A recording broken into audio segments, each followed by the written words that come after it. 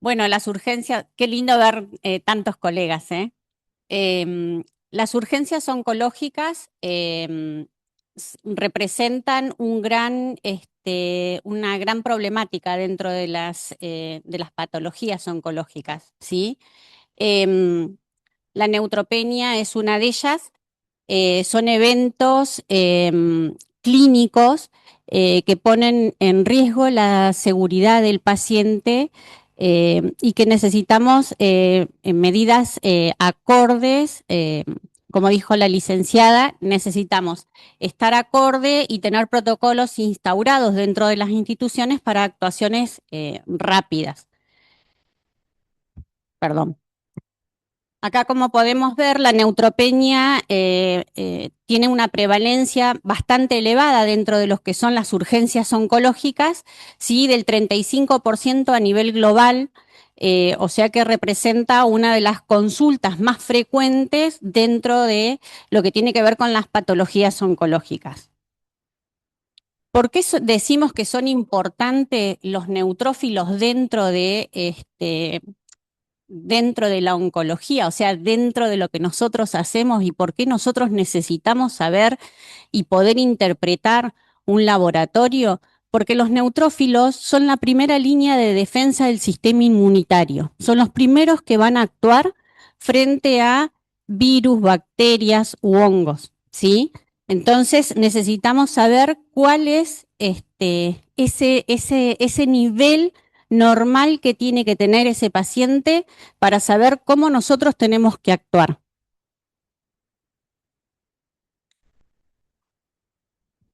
Cuando hablamos de neutropenia, tenemos que saber cuándo es una neutropenia. ¿Sí? Hay distintas clasificaciones, ¿sí? Pero cuando nosotros decimos neutropenia, estamos hablando de una disminución total de neutrófilos por debajo de los 1500 milímetros cúbicos, ¿sí? Esto se ve, se ve reducida la capacidad del sistema inmunológico de poder actuar frente a mecanismos, o sea, de actuar frente a agentes externos, ¿sí? Poder defender nuestro cuerpo frente a agentes externos. Entonces no está en condiciones nuestro cuerpo de poder defendernos, ¿sí? Hay distintas clasificaciones de neutropenia, hay distintos grados. Ustedes piensen que eh, todo tratamiento de quimioterapia va a generar una neutropenia en algún momento de ese tratamiento, ¿sí? De esos esquemas que hacen los pacientes. Pero no todos los pacientes cuando hacen un tratamiento tienen criterio de internación. Muchos pacientes nosotros los vamos a manejar ambulatorio, si no, no daríamos abasto con las internaciones, ¿sí? Entonces, hay una serie de criterios que se utilizan para saber en qué momento nosotros deberíamos o tendríamos que, o el médico en realidad debería internarlos. Pero yo no estoy tocando nada, ¿eh? Se volvió loco. No, es... Ah, este, entonces, hay una clasificación, como pueden ver acá, ¿sí? Que esto ayuda a que en la interpretación de esto, ayuda a saber en qué momento es el momento más crítico de ese paciente y que debería estar internado con medidas, iniciales donde se debe instaurar un tratamiento antibiótico o poner medidas que sean más apropiadas a ese paciente para evitar que ese paciente tenga riesgo de vida. ¿Mm? Entonces, pero nosotros como enfermeros, ustedes van a decir, ¿qué tenemos que ver nosotros como enfermeros? Eso es una cuestión médica. No, nosotros tenemos mucho que ver, porque si nosotros sabemos leer un laboratorio, podemos sacar hacer la cuenta, ¿sí? De cómo sacar la cantidad de neutrófilos totales, nosotros podemos ya ver en qué lugar lo vamos a encasillar, digamos, ¿sí?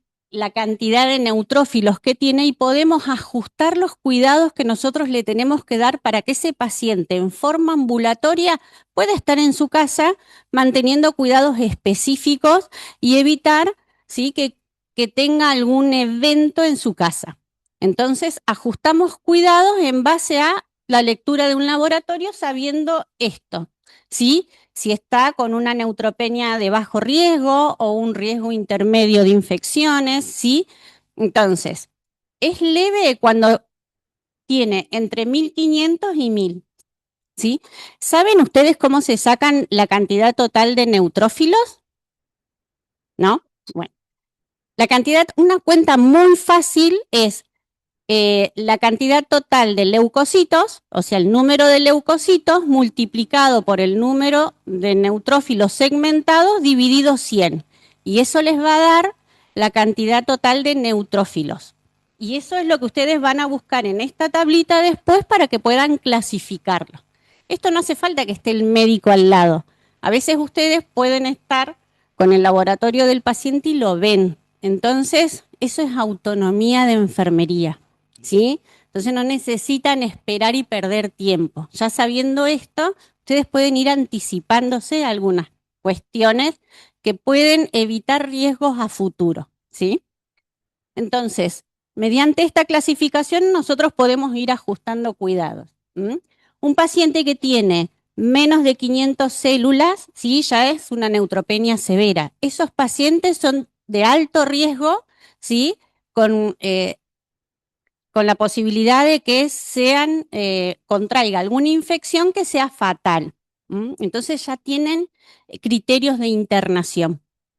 Y sobre todo se aumenta con la aparición de fiebre. A veces pueden estar neutropénicos, pero no febriles, ¿sí? Entonces hay que tener en cuenta esto. Y ahora no pasa.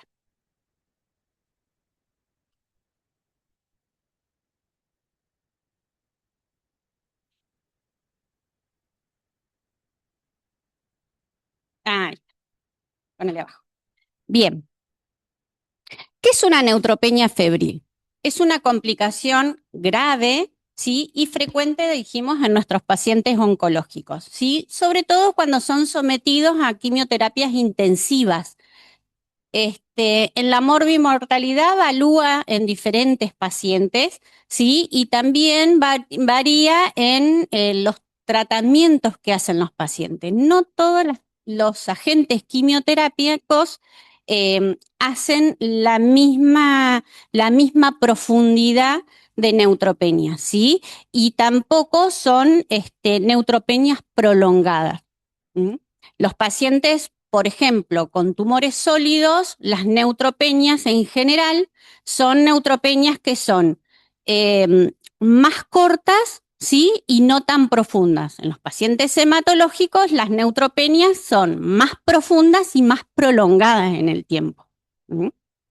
Entonces, hay una incidencia, ¿sí?, que se estima que entre casi el 8% y el 11,7% de los pacientes con cáncer desarrollan neutropenia durante su tratamiento. Entonces, siempre nosotros vamos a trabajar en esos pacientes sobre la educación y los cuidados en forma preventiva. Nosotros siempre tenemos que ir un pasito adelante, tratando de darle la mejor información al paciente para evitar complicaciones. La mortalidad asociada, ¿sí?, en la neutropenia, la tasa varía bastante, ¿sí?, en pacientes con tumores sólidos a pacientes con eventos, con patologías hematológicas. Fíjense que puede ser que en los tumores sólidos del 12,5 y en los pacientes hematológicos del 34,1 es la mortalidad. Por esto que hablamos de las neutropenias más prolongadas. A mayor tiempo de neutropenia, mayor tiempo, mayor riesgo de mortalidad. Bien. ¿Cuáles son las causas en oncología más frecuentes de neutropenia? Los tratamientos, ¿sí? Los tratamientos que nosotros suministramos, ¿sí? Disminuyendo la producción de células sanguíneas. La radioterapia, ¿sí? Porque alcanza la médula ósea y reduce el número de neutrófilos. A veces nosotros decimos, sí, pero el paciente está haciendo solamente radioterapia, pero los pacientes hacen neutropenia con radioterapia. Entonces nosotros también tenemos que trabajar con esos pacientes. ¿Mm? Otros factores que generan neutropenia son las infiltraciones tumorales de la médula ósea, por ejemplo, en las metástasis, ¿sí? Las enfermedades hematológicas malignas, como las leucemias mieloides agudas, las leucemias mieloides agudas, los mielomas múltiples, también generan neutropenia, las infecciones virales, la influencia, el VIH, el Epstein-Barr también generan neutropenia, el citomegalovirus, el sarampión o las enfermedades fúngicas, ¿sí? La candidiasis, el neumocistis, entre otros, también generan neutropenia. ¿Cuáles son los riesgos asociados, ¿sí? eh, a estos eventos, a la neutropenia? El aislamiento frecuente. ¿Por qué decimos que el aislamiento frecuente en un paciente es un riesgo asociado? Porque el paciente hace depresión mucho tiempo, sobre todo cuando son prolongadas. Un paciente que está mucho tiempo internado es un paciente que se deprime muy fácilmente, porque no solamente está mucho tiempo internado, se va de alta una semana y vuelve de nuevo neutropénico. Entonces, las hospitalizaciones frecuentes no son buenas para el paciente. Entonces, nosotros tenemos que tratar de trabajar ese aspecto, ¿sí? Tratar de mantenerlo de la mejor manera posible para que esté contenido, brindarle la contención que necesita, de una manera segura, ¿no? Infecciones graves, ¿m? Infecciones oportunistas que son difíciles de tratar, sepsis, riesgo elevado y potencialmente mortal, la mortalidad elevada y las complicaciones serias que requieren intervención inmediata. Esos son los riesgos asociados que tienen, que se asocian a la neutropenia. ¿Cuáles son los síntomas que se deben tener en cuenta y que nosotros como enfermeros tenemos que tener en cuenta?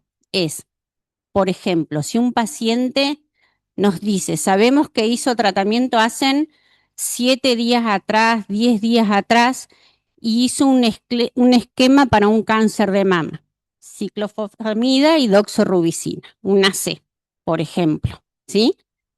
Y viene con fiebre, le duele un poco la garganta, ¿sí? Tiene chuchos, mucositis. Vamos a esperar para hacerle un laboratorio al día 20 para ver si hace la próxima quimio. No, lo tenemos que hacer ver enseguida, tenemos que protegerlo en un consultorio cerrado, que lo vean enseguida, no lo vamos a dejar en una sala de espera esperando con todo el resto de los pacientes que están tosiendo, ¿sí? Esas son las pequeñas cosas que nosotros tenemos que tener en cuenta. Por eso es importante que conozcamos a nuestros pacientes, ¿sí? Mucositis, hipotensión, cambios en el estado de conciencia, malestar general, odinofagia. A veces los pacientes tienen dolor anal, ¿sí? A veces los pacientes con hematológicos, sobre todo, el foco está en el ano. ¿Mm? Entonces, a veces no le encuentran por ningún lado y el foco es anal, ¿tá? Hacen abscesos. Bien, ¿están hasta acá? Sí, bien. Bien. ¿Cómo se llega al diagnóstico de neutropenia? A través de un laboratorio, por un lado, cuando el paciente ingresa con todos estos síntomas que nombramos antes, ¿sí? Se hace un laboratorio completo. Cultivos microbiológicos, obtención de hemocultivos, retrocultivos si tuviera catéter, urocultivo. Nosotros en particular, en los pacientes oncológicos solamente hacemos urocultivos si el paciente tiene algún síntoma urinario. Si no, no. Y cultivo de ese si también tuviera diarrea y demás. Pero no esperamos esas dos muestras para iniciar un tratamiento antibiótico, ¿sí? Si no se inicia un tratamiento empíricamente dentro de un tiempo determinado que es dentro de la hora. Las pruebas de imágenes, como la tomografía, la radiografía y demás, ¿m? Eso se hace, por ejemplo, si el paciente tiene, siempre se hace, pero sobre todo siempre enfocando a lo que el paciente refiere de acuerdo a la valoración clínica, si está con congestión nasal, ¿sí? Si está con dolor abdominal. Pero nosotros lo que tenemos que priorizar como enfermero, ustedes van a decir, ¿y nosotros qué tenemos que ver con eso? Mucho, porque nosotros somos los que activamos todo eso. No sé si ustedes posiblemente llaman al laboratorio y viene el laboratorio y hace las extracciones. En nuestro caso, nuestros enfermeros, ellos directamente, el paciente ingresa y ellos le hacen la extracción y cultivan automáticamente al paciente, ¿sí? Ponen la vía y ya está protocolizado qué antibiótico hay que hacerle al paciente. Entonces, no pasan ni 40 minutos que el paciente ya tiene todo hecho. Y eso nos cambia radicalmente la ecuación. ¿Sí? Entonces son protocolos que ya están establecidos, porque nosotros, aparte de hacer tratamientos para pacientes en forma ambulatoria, tenemos trasplante médula ósea. Entonces tenemos mucho paciente hematológico. ¿Mm? Entonces eso es puramente actuación de enfermería. ¿Mm? No esperamos al médico. Y la hora cero nos define mucho, porque eso tiene que ver en cómo va a ser la evolución de ese paciente. Si el paciente presenta fiebre y tiene una neutropenia grave, menos de 500 neutrófilos por milímetro cúbico, no se espera el resultado del laboratorio ni el cultivo para iniciar un tratamiento, porque sabemos que hace 7 días atrás o 5 días atrás hizo un tratamiento intensivo, se inicia el esquema empírico inicial, puede ser con una monoterapia, ¿sí? Un betalactámico, ¿sí? Como el pipertazobactam o el cefepime, meropenem, etcétera, pero ya uno ya lo inicia de entrada, ¿sí? Eso los tenemos en unos cuadritos y ya está todo establecido como protocolo. Después, para desescalar, hay tiempo cuando estén los cultivos, pero todo se hace inmediato. Y las muestras hay que llevarlas enseguida. No tienen que estar los frascos de hemocultivo arriba de una mesada 20 minutos, 1 hora, 2 horas, porque tienen que entrar inmediatamente a los equipos para que empiecen a ser procesadas, ¿sí? El urocultivo puede esperar, la materia fecal, el cultivo puede esperar para el otro día, no puede esperar el antibiótico ni los hemocultivos. ¿Mm? Y nunca larguen un antibiótico antes de un hemocultivo. ¿Tá? ¿Saben cómo se toman las muestras de hemocultivo? Y retro, ¿qué sale primero?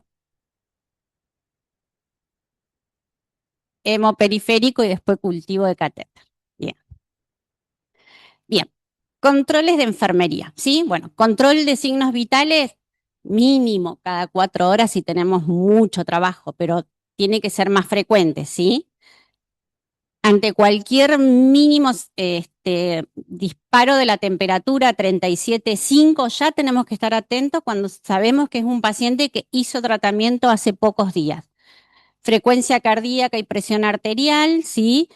Vigilar si hay taquicardia, hipotensión como signos de sepsis, frecuencia respiratoria y saturación de oxígeno, dolor, especialmente de garganta, mucosa oral, abdomen. Si tiene alguna vía periférica, una vía central, también prestar atención en eso. Otras consideraciones importantes cuando ingresamos un paciente neutropénico es el aislamiento protector. No podemos poner un paciente neutropénico en una habitación con las ventanas abiertas porque el paciente tiene calor. Uno entiende el calor del paciente, pero también tenemos que entender que el polvo que ingresa por las ventanas tiene hongos, ¿sí? La aspergilosis, las neumonías por aspergilosis presentan los pacientes una alta mortalidad en neumonías por aspergilosis. Entonces, las ventanas tienen que ser herméticas, en lo posible aire filtrado, si se pudiera, sino ventanas herméticas y la puerta tiene que estar cerrada. ¿Mm? Restricción de visitas, no es que lo vamos a dejar encerrado solito, sino que podemos dejar un familiar, pero tiene que estar con barbijo, el familiar, y lavado de mano estricto. El familiar no puede usar el baño del paciente, tiene que usar otro baño afuera. Gracias. Tiene que usar otro baño en otro lugar, ¿sí? No pueden haber plantas, flores secas, ni alimentos dentro de la habitación. La higiene estricta y rigurosa del lavado de manos, del baño del paciente, de los objetos, ¿sí? Eso es el ABC de la enfermería, el lavado de manos cuando tocamos al paciente, cuando tocamos el entorno. ¿Mm? El uso del barbijo, tanto nuestro cuando ingresamos a la habitación como de la familia y la permanencia del familiar adentro de la habitación con barbijo. ¿Mm? No se lo pueden, el barbijo siempre bien puesto, y esto hay que educar a la familia, porque a veces nosotros entramos a la habitación y el familiar tiene el barbijo abajo de la nariz. No sirve de nada, ¿sí? Que el familiar no tenga un cuadro respiratorio, no esté cursando con un cuadro respiratorio. ¿Mm? El paciente tiene que bañarse diariamente para descolonizar la piel, porque ustedes saben que los pacientes se colonizan muy rápido en las instituciones de salud. ¿Mm? Y la higiene bucal es fundamental, ¿sí? Por la mucositis que generan estos cuadros, ¿sí? No utilizar cepillo dental, más bien buches con colutorios, y no utilizar hilo dental. Me voy a apurar, no sé cómo voy. Cuidados de los accesos venosos. Uso de los catéteres aplicando, por supuesto, técnica estéril, llevado a cabo por personal especializado. Nunca hagan una curación de una vía central solos, traten de hacerlo siempre entre dos operadores, porque un mínimo roce de algo ya estamos contaminando una vía en un paciente que no tiene nada de defensa, ¿sí? Donde su sistema inmunitario está totalmente aplaciado. Así que siempre traten de hacerlo entre dos. Llevar a cabo las curaciones y emplear en los sitios de inserción apósitos estériles para poder visualizar el sitio de punción en caso de enrojecimiento, de secreción, ¿sí? Y poder evitar eh, el despegar todos los días ese parche, porque también eso lesiona la piel. ¿M? Y la piel lesionada también es una puerta de ingreso a cualquier microorganismo. Valorar permanentemente el sitio de inserción, rotular las curaciones, siempre se rotulan, ¿sí? Mientras menos manipulemos una vía central, menos riesgo de infecciones va a tener ese paciente, más lo vamos a cuidar. Y registrar todo lo que nosotros vemos, cómo está esa vía central, cómo está la piel, ¿sí? Se registra, porque lo que no está registrado no está hecho. ¿Mm? Otro punto muy importante es la nutrición. A veces nos encontramos que la familia le ingresa comida a los pacientes o cositas así escondidas a los pacientes por afuera, cuando no los estamos mirando. Entonces eso es concientizar a la familia. ¿Mm? Si nosotros le explicamos por qué no se puede y le explicamos bien, lo entienden, pero tenemos que tomarnos ese tiempo, ¿sí? Si no, no lo van a entender porque le están generando un problema al paciente y lo están perjudicando. La dieta tiene que ser alimentos cocidos, ¿sí? Sin frutas o verduras crudas, sin productos fermentados o de origen dudoso. Por eso tienen que ser alimentos que estén controlados y preparados en la cocina del hospital o del sanatorio, ¿sí? Evitar, bueno, esto es lo que decíamos recién, comida preparada fuera del hospital. Miren, tenemos un paciente que tiene 23 años, les cuento una experiencia, 23 años, una leucemia, y el chico se pide el pedido ya del neutropénico, 100 neutrófilos. pidiendo el pedido del delivery, entonces llega el del delivery y dice, vengo a ver a Franco Herrera. Le traigo, nos queríamos morir todos, había pedido una hamburguesa así. Entonces, no, tuvimos que ir a hablar con él. Es súper rebelde el chico, pero bueno, es así. Cada vez y tenemos que frenar todo en la entrada porque él trabaja en un boliche. Entonces es un chico muy difícil y la idea es trasplantarlo, pero en esas condiciones se nos está poniendo cuesta arriba. Entonces, tenemos que estar permanentemente negociando con él, porque si no, es muy difícil. Pero bueno, esa es y nos entiende, y después dice, bueno, cómanselo ustedes. No, no. Así que se lo dimos a la hermana para que se lo lleve. Pero bueno, es la negociación que tenemos que hacer como enfermeros, ¿no? Porque aparte lo hace a la noche, no lo hace en el día que están todos los médicos.